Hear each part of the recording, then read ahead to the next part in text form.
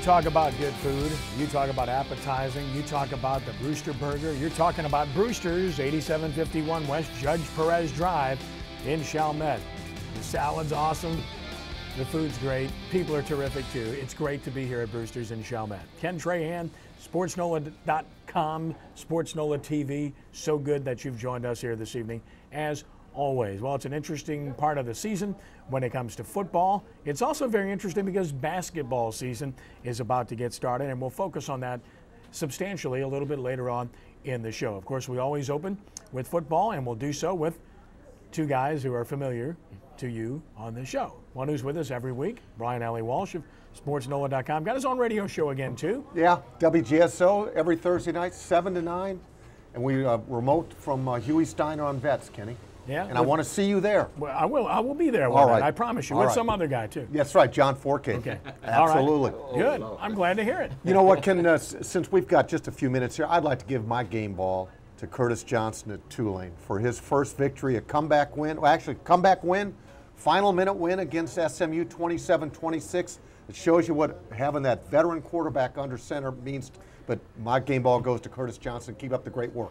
Outstanding. And another familiar face, voice, with us here this evening. He's been with us on many occasions and does a great job. Former New Orleans Saints Pro Bowler Tyrone Hughes. Tyrone. Thanks a lot, Kenny, for having me. Congratulations on the show, Brian. Thank you, buddy. I'd like to say, I'd like to see you there, too. Of course. And with Forcade, I'd love to come. I'd just like to say, first of all, congratulations to St. Augustine High School, my alma mater, for winning a great game against their homecoming team.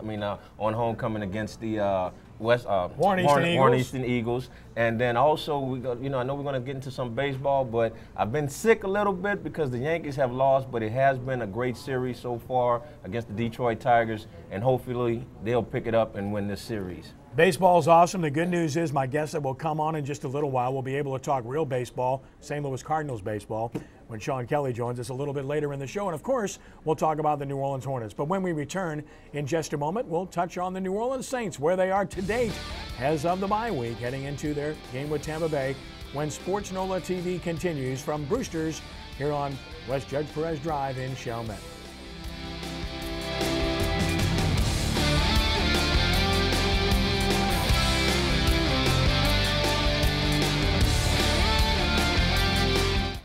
From the heart of Lakeview to the heart of Kenner, it's Laketown Harbor. Join us in our family-friendly atmosphere for great daily specials, wraps, po' boys, salads, seafood, and of course, Laketown Harbor's famous burgers. Come watch the games on our flat-screen TVs or join us before or after games. Open daily for lunch and dinner and until midnight on Friday and Saturday, Laketown Harbor, 3826 Williams Boulevard in Kenner. For a fraction of the cost of a new bathroom, New Bath will transform your ugly old tub into a beautiful shower or bath in just one day. Why pay more? Call now for a free in-home estimate. Combine New Bath's everyday low prices with 50% off installation and get this Hydro Multi-Massage shower system for free. There's no need to rip up your floors or existing plumbing. Your bathroom will be mold-free and watertight. And it's so easy to clean. I just wipe it down. It has a seat and a grab bar. We were able to get the bathroom redone in one day. It was amazing. It's just the best. I love it. She really likes our new bathroom. New Bath also offers affordable walk-in tubs and all types of bathroom conversions at amazingly low prices. So why pay more to go from this to this in just one day? Call 888-781-BATH for a free in-home estimate. Call now and get 50% off installation and a free shower system. Call 888-781-BATH. That's 888-781-BATH. There's no obligation. Call now.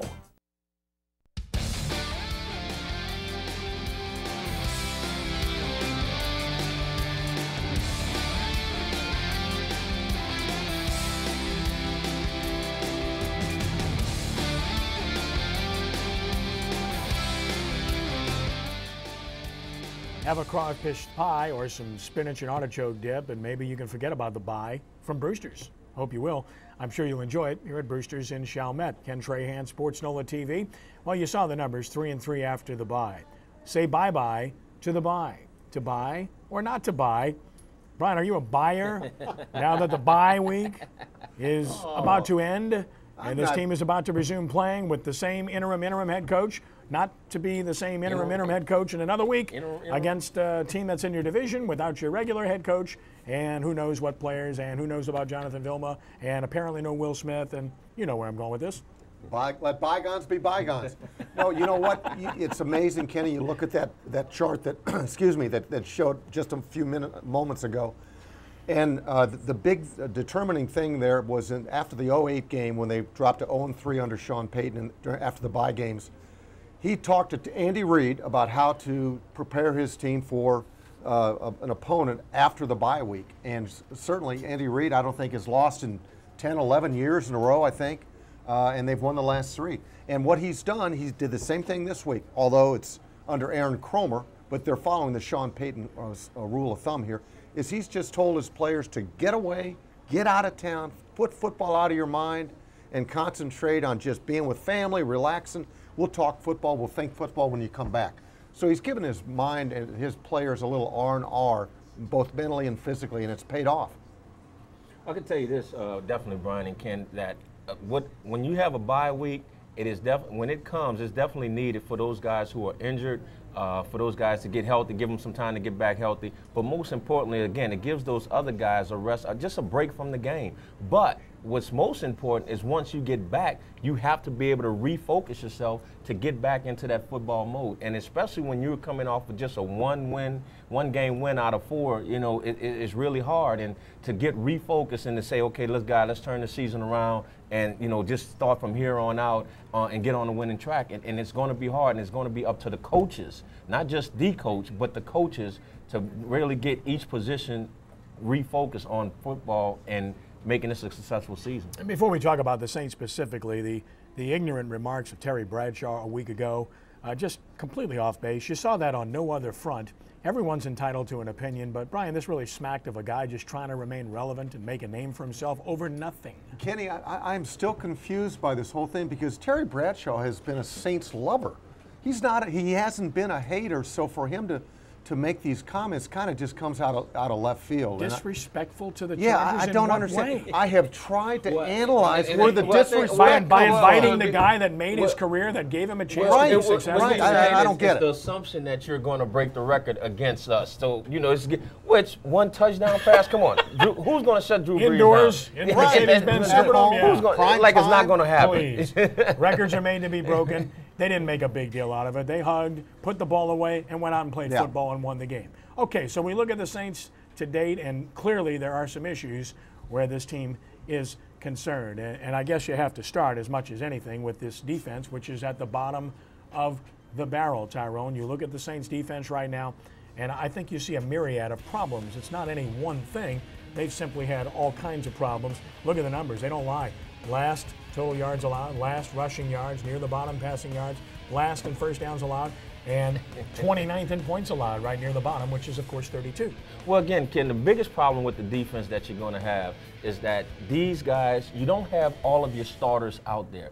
And when you're talking about defense, you have to have communication. You have so many young guys out there that's playing and guys that's not actual starters, and then guys coming in when the starters come back, that you don't have a cohesive group out there to have an understanding of what is supposed to be communicated and how to play with those guys that's around you. And that's one of the biggest problems that the defense has right now. However, that doesn't excuse the fact you got to still make tackles.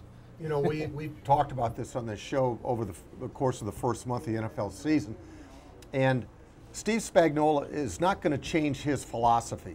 Now, he may tweak it, and he's already starting to tweak it. You can see it. We're not going to change personnel, Ty and Kenny. You guys know that. They got to dance with the players that they've got right now. But what Spagnuolo is doing and has to do is he's got to fit this defense around these people that he's got. And you saw additional blitzing come to the fruition against San Diego, and the same thing's going to happen. They're going to have to bring additional pressure, and you can't get any more players hurt. I mean, they're still getting banged up at linebacker and everything like that. So, well, it's not the only problem that the Saints have, guys. Clearly, you look at the offensive side of the football, and one thing they simply haven't been able to do is run the football. Whether it's through an effort, whether it's through not having Carl Nicks, whether it's the backs, or a combination of all, or the play calling, which I think has something to do with it, these numbers simply don't add up, or actually they do add up to 27th best in the league, just over 75 yards a game. That simply isn't enough to achieve balance and keep the defense honest with play-action passing, Brian. Yeah, and you know what? When you look at some of these games and the numbers that pop up here, Kenny, now, there were some times where they were battling back from huge deficits, but there's also some games there where they were in nip and tuck, and you need to run the ball. You need to take the clock and keep quarterbacks off the field, and these are the things that they've got to do a better job of. I think that they've given up on the running game too quickly in some of these games. Well, one of the problems that you definitely have, Brian, is that with this offensive line, they're not doing, whether Carl Nix was there or not, get that out your head, they're just not doing a great job of blocking at all. Everybody wants to know what's going on with Mark Ingram. Mark Ingram doesn't fit Sean Payton's offense to the way, the type of back that Mark Ingram is. Mark Ingram needs to carry the ball 20 to 25 times a game to get into a rhythm. You can't just bring him in on 3rd down and 1 and say, go get the 1st down. He has to get into a rhythm. He has to become that dominant back and get into some type of, get some lather to him. You know, get in the game, get some hits, get going. Sproles is going to be Sproles. He's going to be the back coming out the backfield. He's going to do the draws. He's going to do the screens. He's not going to be, again, your guy to run the ball up inside. Pierre's going to do the screens. Pierre's going to run the ball up inside. That's their game plan. But when you got guys coming in and out constantly with different formations, it's not going to happen. They can't get into a rhythm. Well, the good news is they've still got Drew Brees, and even though he didn't have the best first 2 games, he's come on and played very, very well of late, and the numbers don't lie. The problem is he's having to carry way too much right now, and he's taking a lot of hits, Brian. Yeah, he is, and you know, they've done a better job of protecting him the last couple of games. They need to keep him upright. You know, he is their bread and butter. He's a $100 million quarterback, and they've got to keep him involved in the game. And he is, as the Saints go, Drew Brees goes. So that's an untold, or that's the story of this offense. It's not going to change. And if I could just add one thing about the running game, why did they draft Mark Ingram then? That's the question. I still to this day. I'm not saying they shouldn't have drafted him, but I'm saying he just doesn't fit the offense. Right. Well, I'm saying that. Yes. Yeah, I know. I mean, it makes me. That's no affront to him. Yeah, simply, not at all. But then you look at, why did you go back to, let's look at Peyton Manning. Yeah. Denver Broncos didn't bring in Peyton Manning to run Denver Broncos offense. No. They brought Peyton Manning in to run Peyton Manning's offense. So you have to gear your team around the players you have. Not doing Going back to Spagnuolo on the defensive side. I don't care what personnel you have. If your scheme doesn't work, you have to change your scheme to your players. And that's what's going to get this job done, which he has been doing. But going back to Drew Brees, everybody wants to know, well, hey, you know, we shouldn't have paid him all this money. Well, how much should you have paid Drew Brees? $60 million, $40 million? The man is worth $100 million. He's the best quarterback for the last 6-7 years in the NFL. He is not the problem. It's the offensive line needs to get going. We'll take a timeout when we return in just a moment here at Brewster's. We'll take a trip around the NFL as sportsNOLAtv continues.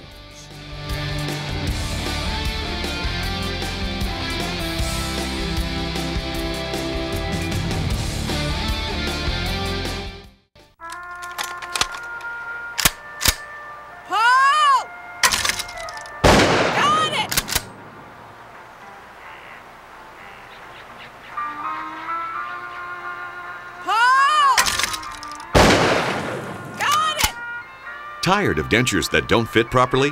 Our implants change everything. Your implant dentures will literally snap into place, so you can take a bite out of life again. Louisiana Dental Center. We'll see you today.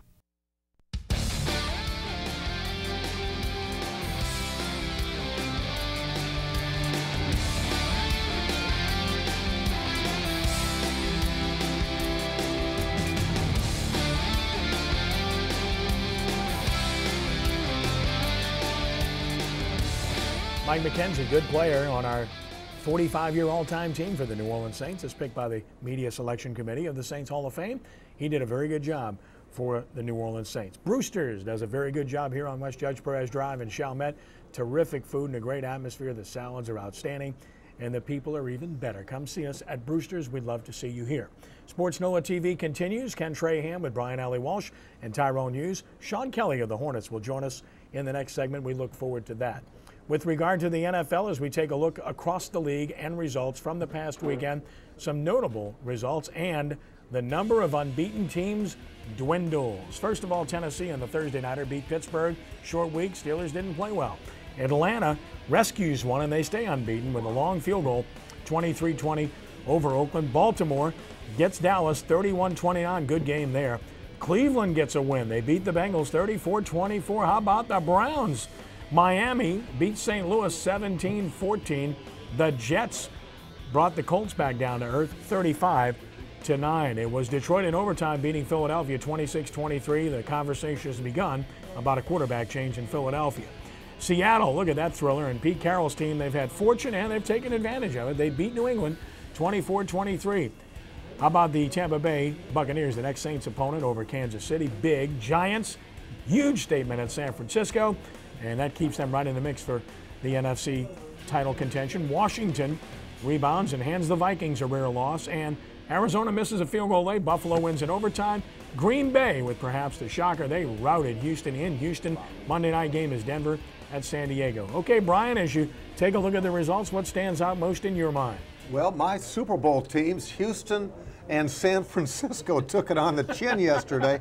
Both those games surprised me. The one, the Giants went out there and dominated on the West Coast. And then Green Bay and Aaron Rodgers throw for 6 touchdowns and handily beat Houston in Reliant Stadium. So both those games, you know that they're a 4-way tie in the AFC East now. All teams are 3-3. Crazy, this NFL season. Really is. It has been crazy. I mean, I think the Dallas game really kind of took me by surprise, and just the way they came down the field and the lack of clock management towards the end of that game to get themselves in a better position. I feel that they could have gotten in and had an easier chance for a field goal, but they ended up losing that game. And then going back to the Green Bay game, Brian, I mean, I really enjoyed watching that game. I mean, that was a great game. Aaron Rodgers put on a show, put on a clinic. Let me say that again. He put on a clinic, which was really surprising against that Houston defense. It really was. Seattle beating New England, certainly a large statement there. The Seahawks got given a game by the Packers, and the officials, I should say, against the Packers, but they're taking full advantage of it, and now they suddenly look like a real contender in the playoff race in the NFC as a result. And certainly Aaron Rodgers, that's what he can do. You give him time, and his receivers create a little bit of separation, and that's what they're all about. And there's no question that the Houston team misses Cushing. He's a great player. It's a domino effect. You know, you're thinking, well, it's just a linebacker. He doesn't cover the receivers, but it changes everything. When you lose that one piece, Brian, it can change an entire unit. Absolutely. And, you know, I think we'd be remiss if we didn't bring up RG3. The game he had against Minnesota yesterday, a week after suffering a concussion and also, you know, getting his chin split open, he comes back and just puts on a clinic issue. That's a great word. He went out. Can you see? Other than Matt Ryan right now, is RG3 not worthy of MVP consideration at this point? Yeah, I mean, MVP now. MVP of the league. MVP of the league.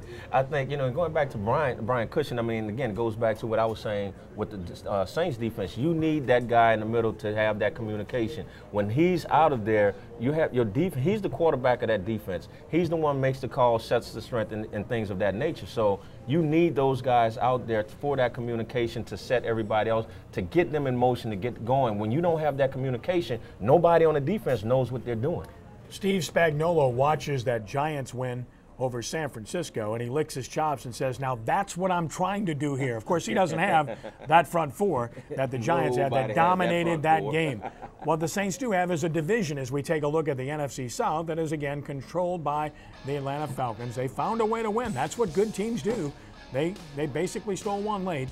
Tampa Bay, a very impressive win over Kansas City, a team the Saints couldn't beat even though they had Brady Quinn at quarterback yesterday. Carolina, a non-factor along with the Saints. Brian, maybe one of those bottom two emerges to at least make some noise here in this division. Yeah, and you know, when you watch Atlanta each week, Kenny and Ty, and you see the way that they win, don't they remind you of the 09 Saints, the way that they're coming back against all odds, if you will? The ball is bouncing their way, and you know, we've said it for weeks now. Nobody's going to catch them in the NFC South. Give them the division championship. It's whether or not they're playing their best football as the playoff approaches. But the Saints can make some noise, and they can spoil somebody's ride. Well, I think they still have. I still have hope that they will get it together and get on a run to hopefully get into the playoff as a wild card team. But when you look at the Atlanta Falcons, I really believe they're on a good run, as they have been for really and truly the last 2 to 3 years during the regular season. It's what happens with them once they get in the playoff, and I don't see them making it to the Super Bowl. Well, it's certainly an interesting division. Interesting because maybe the best team in the conference resides in this division, and give the Falcons all the credit in the world, and because the New Orleans Saints are right now at the bottom of the division, but that could change, and I suspect it will before season's end. I don't know that it's going to change enough for the Saints to be a real factor. We certainly hope that's the case. Time will tell, but obviously they find themselves in a difficult position. We'll take a time out here. When we return in just a moment, we'll be joined by Sean Kelley, voice of the New Orleans Hornets, to talk some hoops when Sports NOLA TV continues from Brewster's here in Chalmette on West Judge Perez Drive.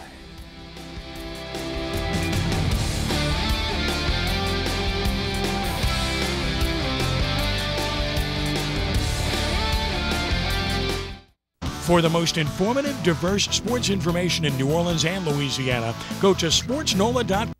With the top prep sports coverage in the state and comprehensive information on the Saints, LSU, Hornets, the Zephyrs, Voodoo, Tulane, and all Louisiana colleges, sportsNOLA.com features extensive video, audio, and a tremendous number of award-winning journalists whom you can trust for accurate, candid reporting. Make it your homepage. It's a can't-miss daily visit. sportsNOLA.com. Our Sports NOLA TV trivia question of the evening. This month marks the 10th anniversary of the Hornets' first home game here in New Orleans. Our question for this evening, who was the Hornets' first home opponent? You've got 4 choices: the Mavericks, the Spurs, the Jazz, the Lakers. Tax your memory, see if you showed up, see if you remember, and then let us know what you think. We'll show you the answer coming up in just a bit. And here to talk extensively about the New Orleans Hornets, who opened their season on October the 31st against those San Antonio Spurs, is a friend and the outstanding voice of the New Orleans Hornets on radio. 8th season already. Amazingly, came to New Orleans to do Tulane games and did a great job in that capacity before landing with the Hornets. Sean Kelley. Sean, it's great to have you with us. Great to be here. Thanks for having me.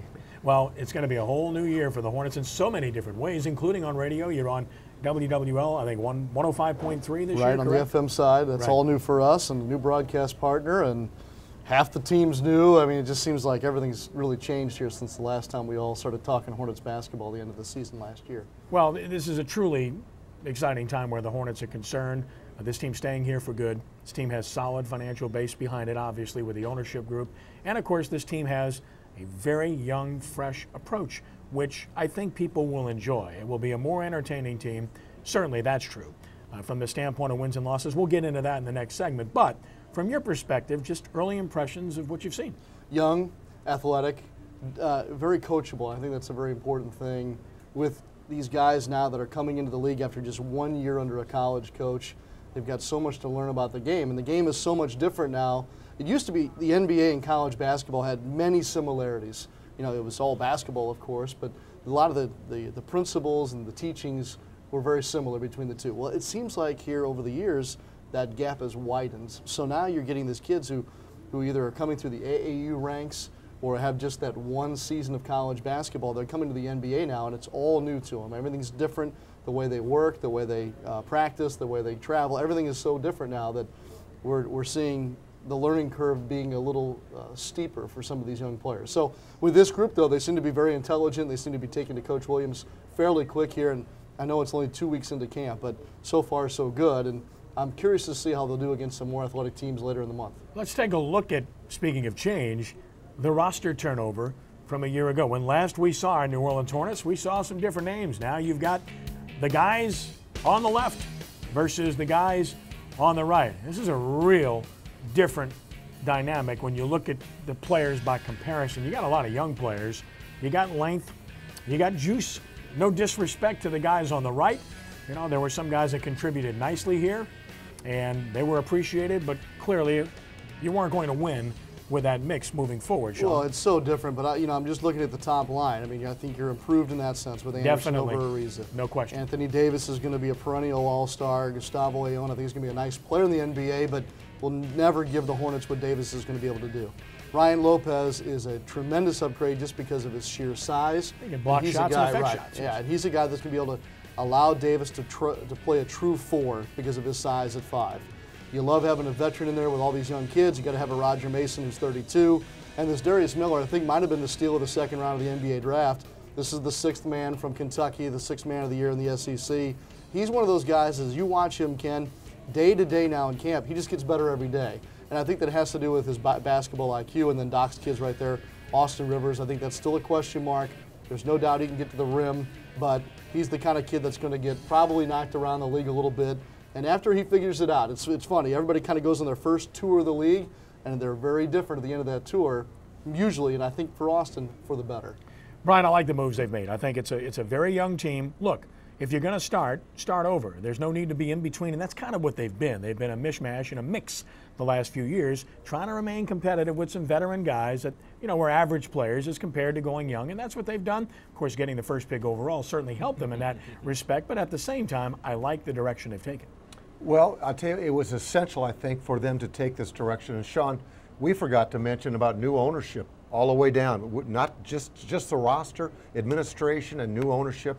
And I think it's been perfect, for them to get away from last year, bring in Anthony Davis is unbelievable. To get Doc Rivers' son, 1st and 10, the number 1 and number 10 pick in the first round. That's what the kind of look that you want to have this season with this team. Well, anytime that you can build a young core, that's how you start your progression as a franchise. So you take Davis, you take Rivers, like you said. Let's not forget about Eric Gordon, who signs a long-term deal with the Hornets in the offseason. Now you have a core to build around. And I think that Mickey Loomis, Dell Demps, Monty Williams, that triumvirate, if you will, is in the mindset that let's get these kids started and then let's put the right pieces around them. You mentioned the new ownership. I got to tell you, the whole landscape in sports has changed. As you see Ryan Anderson there, who I think maybe is the steal of the summer as far as additions to this ball club. Anderson's a guy that's going to help him stretch the floor. I think I mentioned this to someone earlier today. I think he could be a Peja Stojakovic type of guy. He's 6'10" and shoots like that. So that helps. But then back to the ownership for a moment. You're now in a league where ownership groups in the NBA have other things on the fire, if you will. The days of mom and pop owners and budgets that only fit the one franchise are long gone. Look at Paul Allen, look at Dolan, look at all of them around the league, Mark Cuban. Now in Mr. Benson, you have an owner who is worth plenty, shall we say, and has himself diversified over a number of different industries. That helps when you have to go to the pocketbook to help build a franchise. Tyrone, the cross-pollination with the Saints will certainly help the cause as well. Well, I hope it does. Maybe he'll drop the ticket prices and make it affordable for everybody to go to the game. That's what I love about Tyrone. Great conversation back there. Let me say real quick, I had the good fortune of having a telephone conversation with the Commissioner David Stern when he was in Berlin last week for a story I'm doing on Mr. Benson. And we talked at great length about Mr. Benson and what he brought to the table as local ownership. And he was just effusive about what Mr. Benson is going to mean to this franchise locally and in the future. And it kind of opened my eyes as to, you don't think of Mr. Benson as a basketball man, but yet I think he's a perfect fit for this franchise right now as we go forward. He really is, and I think we're going to see that manifest itself in short order. Let's take a look at some of the notable home games for the Hornets that are coming up. You want attraction? First of all, you got the opener with the Spurs. Listen, New Orleans has modeled themselves after the Spurs. They make no secret of that. Then you got the Lakers here twice. The Celtics are coming in. The Heat are coming in. And people like to cherry pick, Sean. So here's a few of great interest. And I know you brought up earlier today that they have more weekend games, in particular, more Friday night games. That's a plus. I want to say there's 12 Friday night games included in this year's schedule. Here's 5 great ones to pick if you're going to cherry pick a couple of these. The Spurs, go out and see Tim Duncan if you've never seen him play. He's just he's a Hall of Famer. It's special to see him play in person. The Lakers are loaded up. How do the rich keep getting richer? But that's exactly what happened with Los Angeles. And certainly, like you said, the weekend package is good. And unlike last year where certain things were missing from the schedule due to the lockout shortened season, now you've got the full 41 back on the home slate.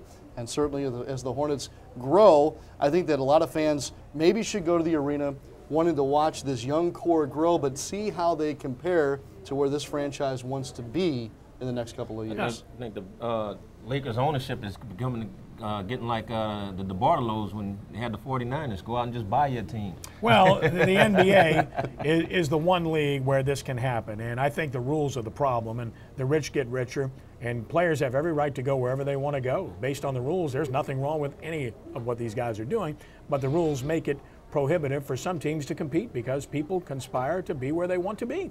Dwight Howard's a Laker. Don't be surprised if Chris Paul ends up being a Laker sometime soon, and that's just a tip of the canoe. We'll take a brief time out. When we return, the Hornets and what constitutes success in our hot seat segment as Sports NOLA TV continues from Brewster's in Chalmette.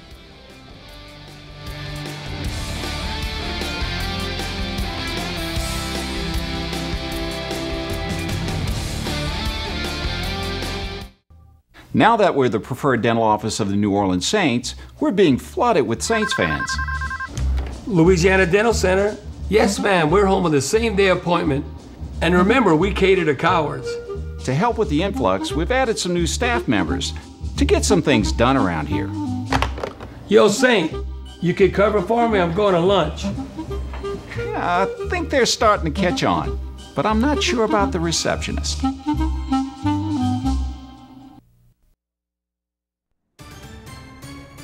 Time to answer our Sports NOLA trivia question of the evening. We asked it earlier, 10th anniversary of the Hornets' first home game here in New Orleans, and who was that first home game opponent?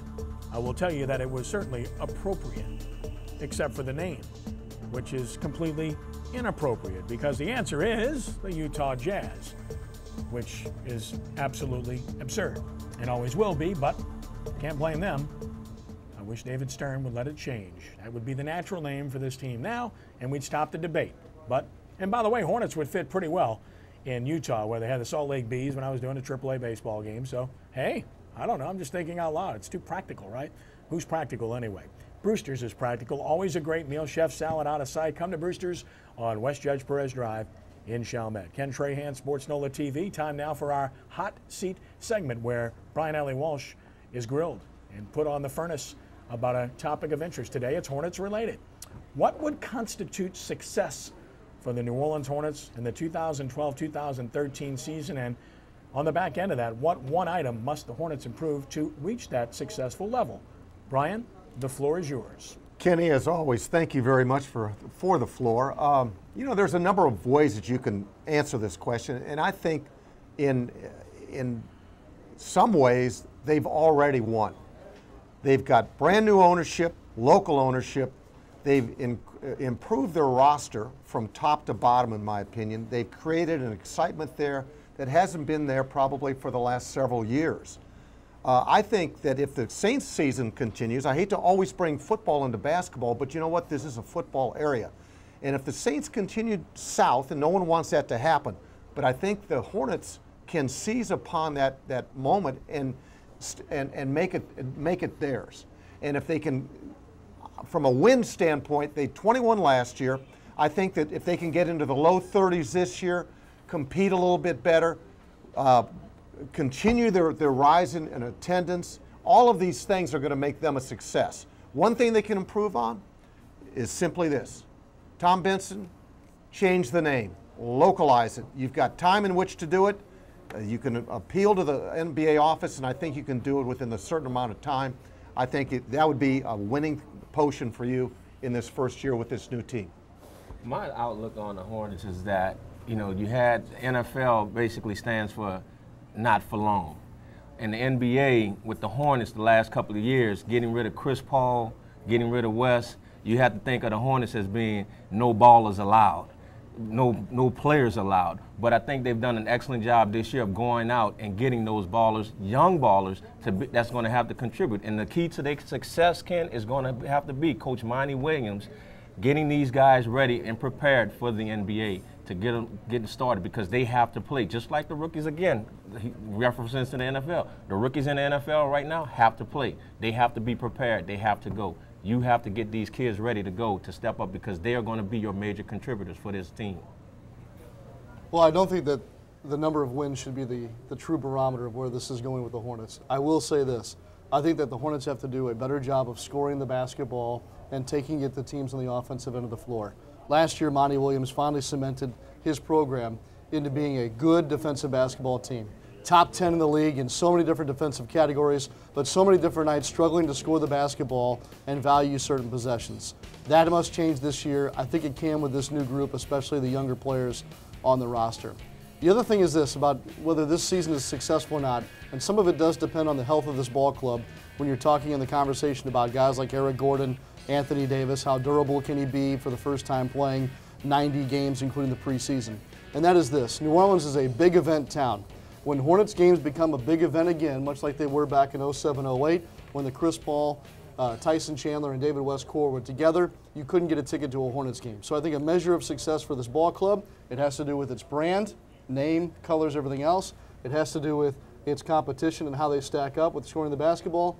But even more so, maybe more importantly, is being, again, a big event in this town, something that this franchise hopes to do as far as representing the city, and that all leads into the All-Star game being hosted by New Orleans again next year. Brian, quick point. Sean, you know what I really liked about the team last year, and we all knew going in that they were behind the 8 ball with the way that from the lockout and everything, is that Monty got his team to play hard every night. Now they ran out of talent level in the fourth quarter or something like that, but they always played hard. You always got a good effort, and if you don't play defense, Sean, you know this, you're not going to play for Monty Williams. No, that's a great point. All right, it's time for the judge to render his verdict. I think what Sean said has incredible validity to my point, and that is the one element they must improve. They have to score the basketball. Defense is great. You're not going to come close to winning an NBA championship if you can't score. I don't care who you are. You want to look at teams that have won NBA championships, they have great transcendent players who score the basketball when everything else breaks down and when defense becomes enormous in the postseason and when officials let players play. You can't possibly compile the kind of roster they've put together over the previous 4 or 5 years, or at least over the past year or so after Chris Paul and David West and Marcus Thornton, the only players they had that could score the basketball, are gone.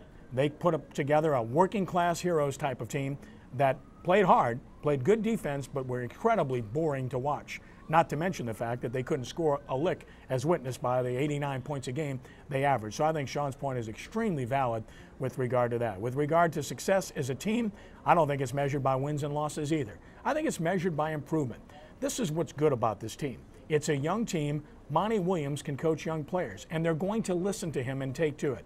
They tried everything they could to please Chris Paul, and I like Chris Paul, and I have respect for him, but this is a star-studded league. It's all geared to the stars, and they tried to surround him with talent in an attempt to convince him to stay here, which was never going to happen. Never, under any circumstances, and it did not work. Emeka Okafor is a pedestrian player at best. Trevor Ariza, sorry, same thing. Marco Bellinelli, extremely limited. I could go on and on. You aren't going anywhere with these guys. Would have been nice to have a Jarrett Jack back with his experience, but that was not a luxury you could really afford. They've taken the right direction. It's a fresh start. It's a new ownership, and it's going to be fun to watch in my estimation. Sean Kelley, I like a lot of things about you, buddy, but maybe the most of all is the fact that you love the St. Louis Cardinals, buddy. I'm right there with you, okay, man? All right. I appreciate that. Can we make it 2 in a row or what? I'm hoping, because something's got to justify the fact that I'm totally obnoxious this time of year. So I'm almost unbearable, and if they can get 12-12, that'd be fantastic. And we'll be listening to you on 105.3 FM, and of course, we'll be at the games too, as I always am, and we truly want this team to succeed, and we believe they can. Take care of John DeShazer, will you? I will. I will. And help him along. And we're going to meet after this. I need a good list of stories, right? I've got plenty. Thank you, Sean. We appreciate it. God bless. Guys. We'll take a timeout. When we return, we'll take a look at LSU, big win, Tulane, big win, and prep football as Sports NOLA TV continues from Brewster's on West Judge Perez Drive.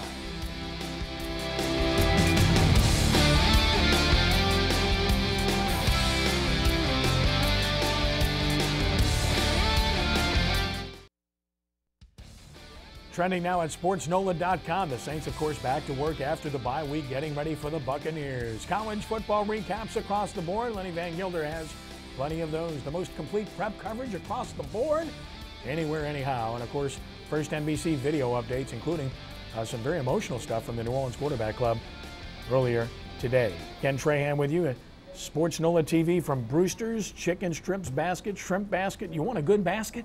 You get a great basket here at Brewster's. Come check them out. I know you will enjoy it. It's good to have each and every one of you with us, and it's good to see a weekend of winners in college football. The LSU Tigers rebounded from that disappointing loss at Florida, took down the South Carolina Gamecocks 23-21. The winning streak continues for LSU at home. LSU ran the ball brilliantly against a terrific defensive front. And who knew Jeremy Hill? 124 yards, 2 touchdowns, the latest running back to emerge from their stable of backs. And, of course, a very strange game, Kyle Field, this coming Saturday, Texas A&M at 11 in the morning.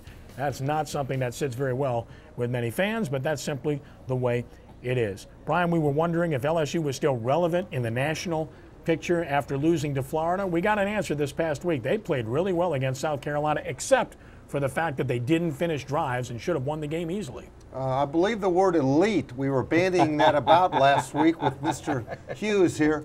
And I tell you what, it was one of those where it was this could be a season-saving victory for them next year, or excuse me, for this season, last weekend.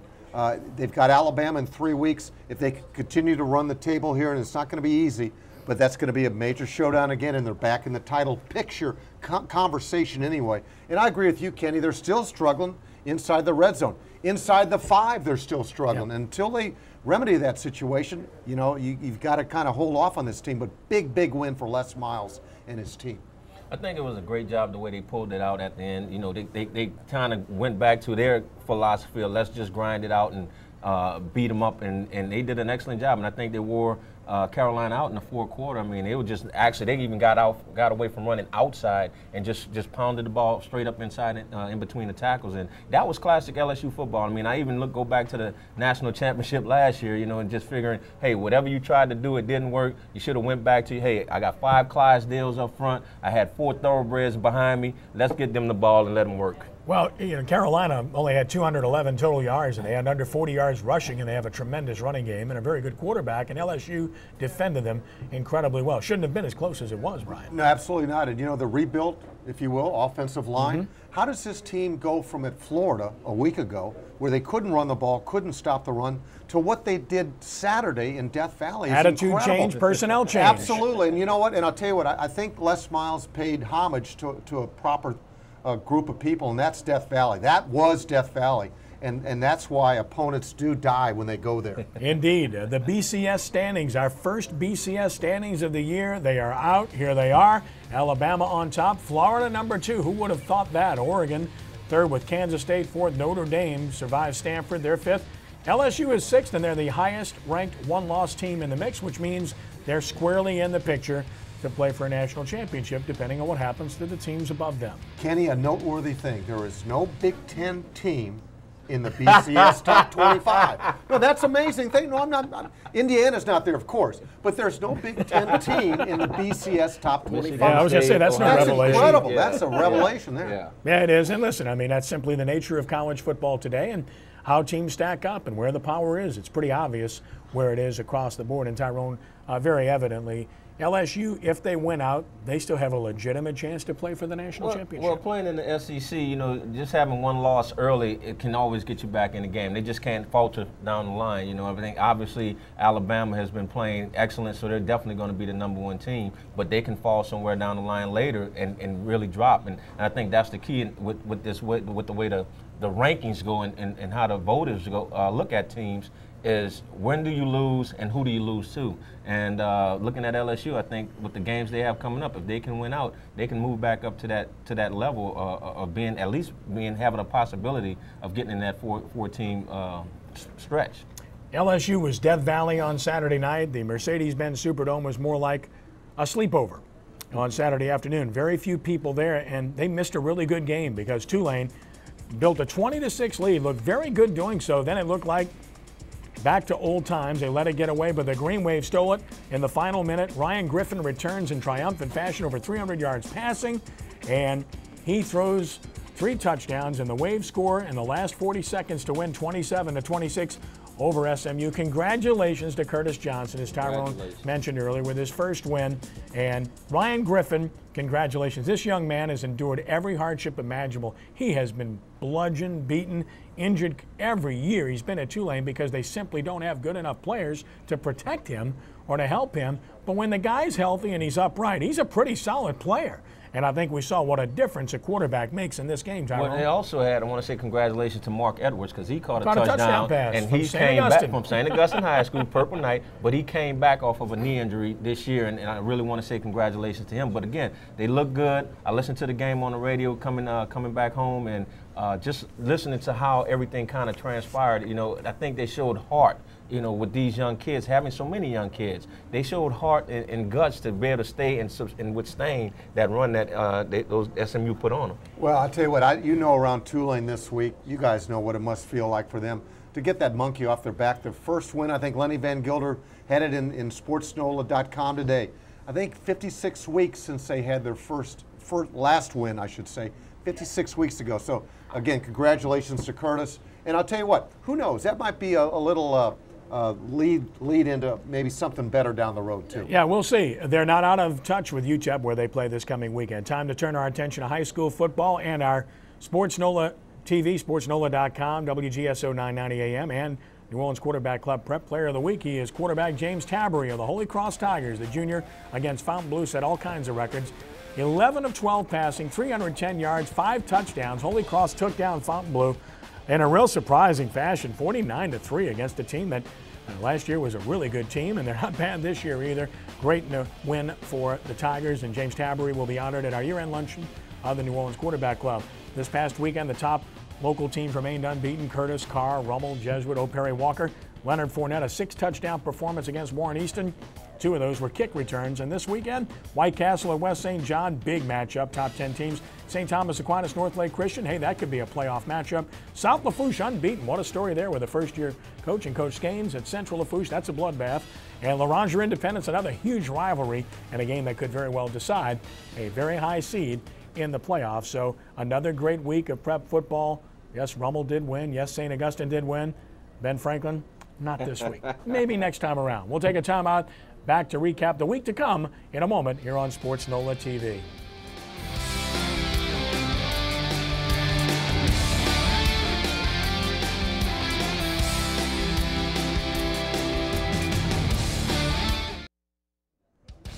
Brewsters, you want a good meal, you want a good time. 8751 West Judge Perez Drive in Chalmette. And the number is there. Come on by. The steaks, hey, the filet, the T-bone, the New York strip, pork chop, steaks, the ribeye, the ground sirloin. Take your choice. You want some good meat at good prices? You gotta come to Brewster's. We know you will. And then don't forget our Prep Recruiting Insider Show Wednesdays at 6 p.m. with Ken Berthelot and Renee Nato here on WHNOtv20. Of course, you'll find out about the top recruits in the area, in the state, top players, where they might be going. Very good guests and a very good show. Prep Recruiting Insider here on WHNO Channel 20 this coming Wednesday night and each and every Wednesday night at 6 p.m. back at our normal time. Ken Trahan, sportsNOLA TV, here from Brewster's. The Saints hit the road to play the Buccaneers in Tampa Bay. Outdoors, Raymond James Stadium. Now, these teams have split every year, and that was under the previous coach of the Buccaneers. Different circumstances, of course. Teams had clinched and so forth and so on. But the splits are factual. And, of course, this past weekend, Josh Freeman had a big game against the Chiefs. And, Brian, as the Bucs go, Freeman goes. And as Freeman goes, the Bucs go. When he's hot, they can be tough. When he's not, they're not very tough.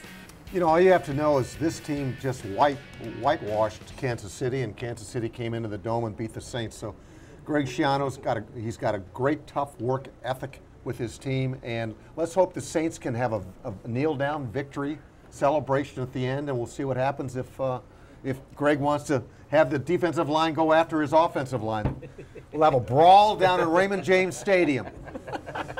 Well, let them battle it out. I think this game is definitely going to come down to the two defenses. I think Tampa Bay's offense is going to put up some points, and obviously Drew Brees and this offense is definitely going to put up points. So I think whoever defense is able, one, to make tackles, just basically break down and make tackles and do their job and not give up the big plays, will come out the victorious team. If the New Orleans Saints want to make anything of the 2012 season, this is an absolute positive must-win.